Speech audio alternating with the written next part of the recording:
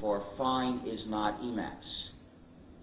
And then there was sign for sign is not Emacs. And then there was Eine for Eine is not Emacs. And there was mince for mince is not complete Emacs. And version 2 of Eine was called Zwei, for Zwei was Eine initially.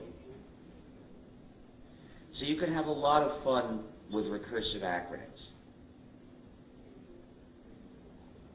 So I looked for a recursive acronym for something is not Unix.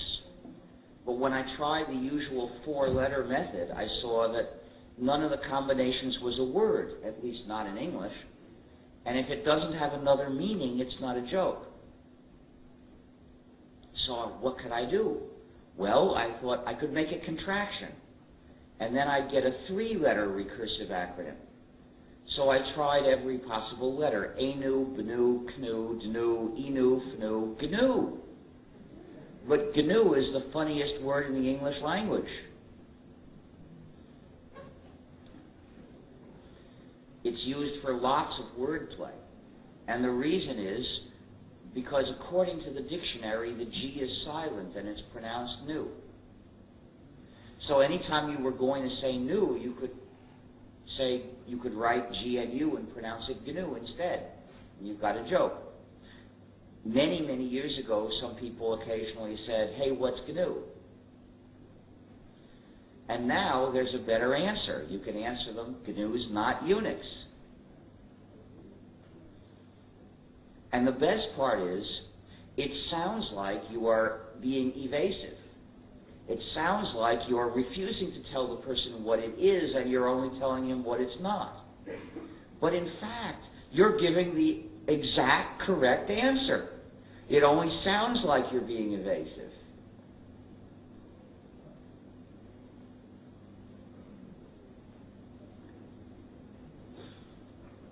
So, and there was even a funny song based on the word GNU when I was a child. So, given a specific, meaningful reason to call a particular thing GNU, I couldn't resist. And this illustrates the hacker spirit. What does it mean to be a hacker? It means to enjoy playful cleverness. And this is not just with computers, it's in any area of life. You could be playfully clever. If you enjoy that and you like to do that, then you're a hacker. And whenever you do that, it's hacking.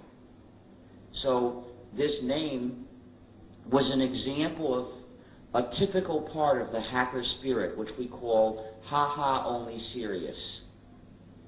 Which is, here I was starting the most important thing I would ever do in my life. I knew that if it succeeded, it would be the most important thing I'd ever do in my life.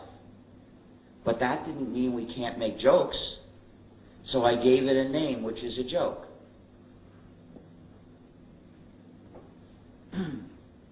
However, when it's the name of our operating system, please do not follow the dictionary.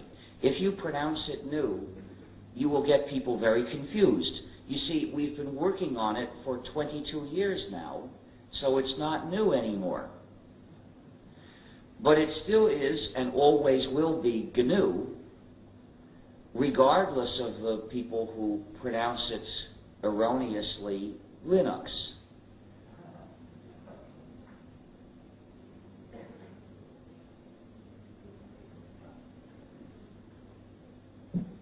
So how did that confusion get started? How did it happen that there are tens of millions of people using the GNU system and they think they're using Linux? Well, during the 1980s, our task was to develop all these pieces we needed for a Unix-like operating system. Lots of components were needed. I say we because from the very beginning, it was my intention to recruit other people to join in. The goal was not to have an operating system written entirely by me. The goal was to have a free operating system as soon as possible. And everything I planned was to help us get there as soon as possible. So I recruited other people. Do you want to write some piece of the system? So various people started writing various components.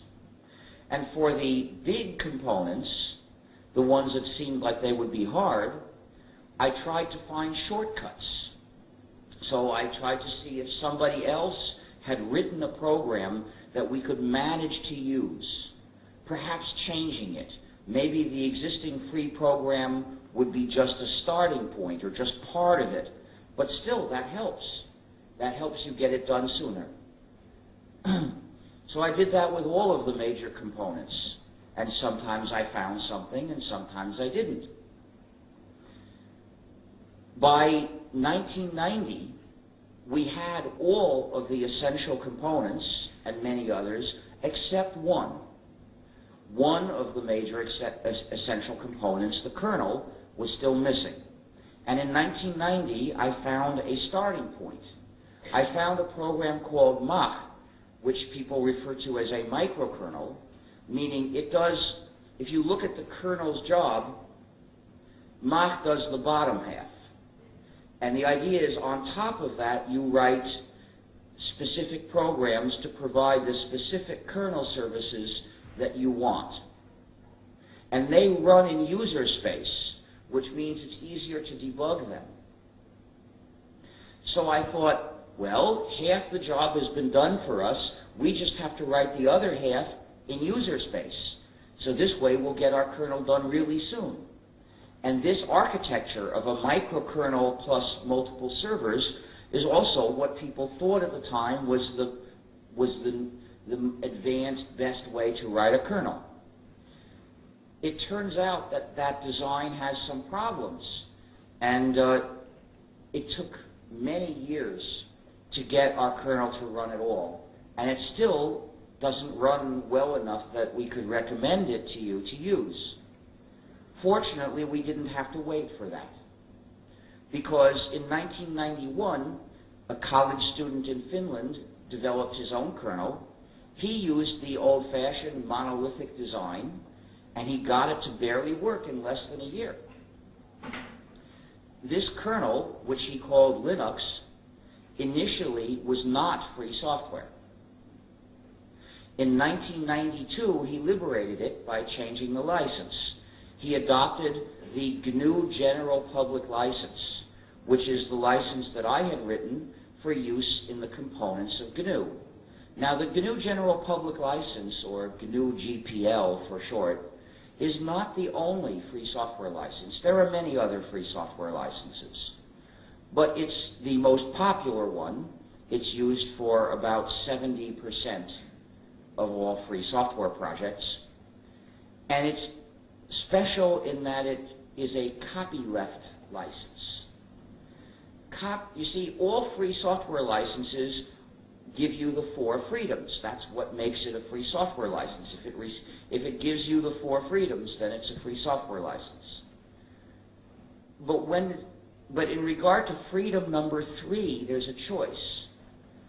It has to permit you to distribute modified versions. The question is, can you make those modified versions proprietary?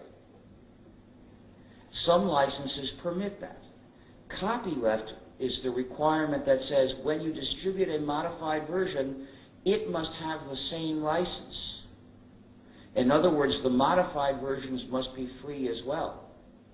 So copyleft is a way of utilizing copyright law, but instead of using it to subjugate people, we use it to protect everyone's freedom.